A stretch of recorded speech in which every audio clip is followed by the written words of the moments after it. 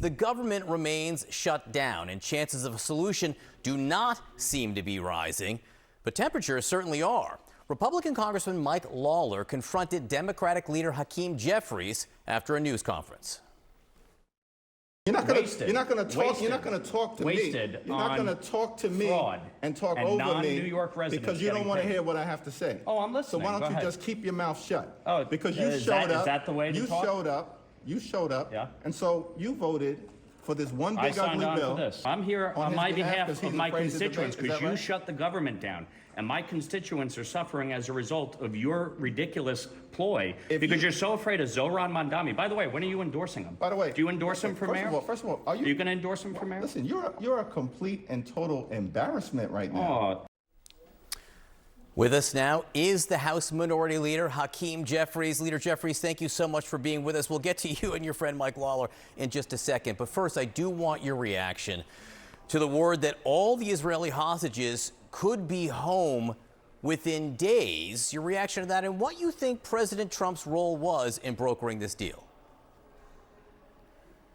Well, good morning. Great to be with you. It's a very, very positive step in the right direction. We're all hopeful that this agreement will be finalized, that the hostages will be released in a matter of days and returned home to their loved ones. Of course, that we can surge humanitarian assistance into Gaza to alleviate the pain and suffering that Palestinian civilians have been experiencing in a theater of war for the last 2 years, and that we can achieve not just a ceasefire, but a pathway toward a just and lasting peace for both Israel and the Palestinian people. So, Leader Jeffries, let me ask you about the status of the shutdown and that confrontation with New York Congressman Mike Lawler. Among the many things that were exchanged back and forth there, he was asking you about the possibility of a one-year extension on the expiring Obamacare subsidies. Specifically, what is your opposition to that? Well, MAGA Mike Lawler is an irrelevant individual. He doesn't even have the support of the House Republican leadership, who have refused to address the issue of extending the Affordable Care Act tax credits. The Democratic position has been clear. We will sit down with anyone, anytime, any place, one, to reopen the government, negotiate a bipartisan agreement that has to actually make life better for the American people, not hurt everyday Americans. And a meaningful part of that is to address the Republican health care crisis, which includes, but is not limited to, the largest cut to Medicaid in American history, the failure of Republicans to address the Affordable Care Act tax credits that are expiring, hospitals, nursing homes, and community-based health clinics closing all across America, including in rural parts of the country, because of the one big ugly bill. These are real issues affecting everyday Americans, working class Americans. And our view is that we need a meaningful response to addressing the Republican health care crisis, not simply a Band-Aid solution that Republican leadership in the House and the Senate don't even support right now. Take Lawler out of it, Congressman Lawler out of it for a second. I don't think you guys will be having a beer anytime soon. But are you suggesting that when it comes to Obamacare subsidies, you are for permanence or broke? If they're not made permanent, you won't change your position on the shutdown?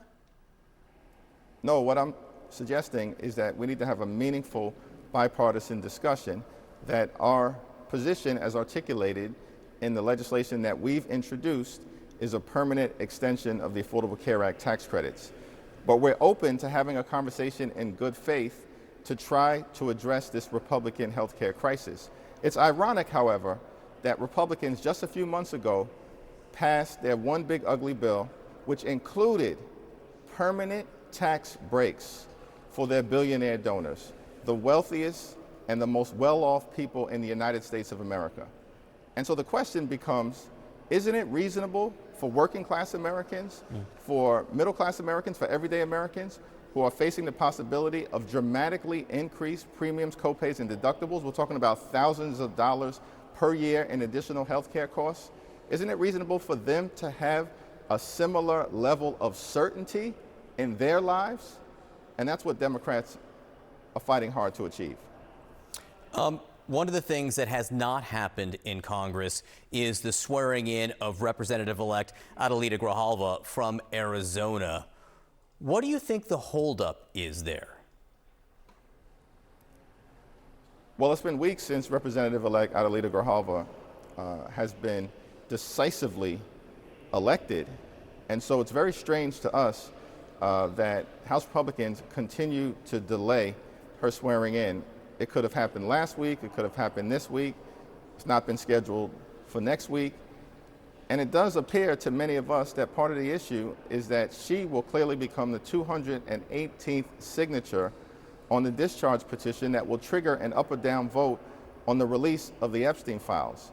Because we know that House Republicans and Senate Republicans and the Trump administration have been hiding the Epstein files from the American people for months now, even over the wishes of the brave survivors who want full transparency so there can be full accountability. And that's what we support.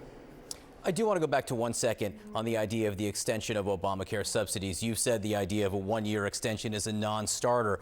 Punchbowl wrote up this morning in their morning note that they'd been talking to Leader Schumer over in the Senate, and he hadn't drawn similar red lines to you, saying that a one-year extension is a non-starter. And the quote from Punchbowl is, when we pointed out to Schumer that he hasn't drawn similar red lines, Schumer responded, "I don't negotiate in public." To what extent are you and Senator Schumer on the same page on this? The interesting thing is that for weeks we've seen House and Senate Democrats on the same page, and we continue to be on the same page as it relates to defending the health care of the American people and demanding a bipartisan negotiation between House Republicans, House Democrats, Senate Republicans, Senate Democrats, and the administration so we can enact a spending agreement that actually makes life better for the American people, addresses the cost of living crisis that Donald Trump is inflicting on everyday Americans, healthcare premiums about to skyrocket, housing costs totally out of control, electricity bills have been skyrocketing, grocery prices remain high. We just need to sit down and have a bipartisan negotiation in order to make life better for the American people and address the Republican healthcare crisis that is devastating people. Working class America, rural America, urban America, small town America, the heartland of America, and black and brown communities throughout America. This is an all hands on deck moment. And House and Senate Democrats have been completely aligned, and Senate Democrats continue to hold the line in a strong and principled way on behalf of the American people. House Minority Leader Hakeem Jeffries from New York, we appreciate your time this morning. Thank you.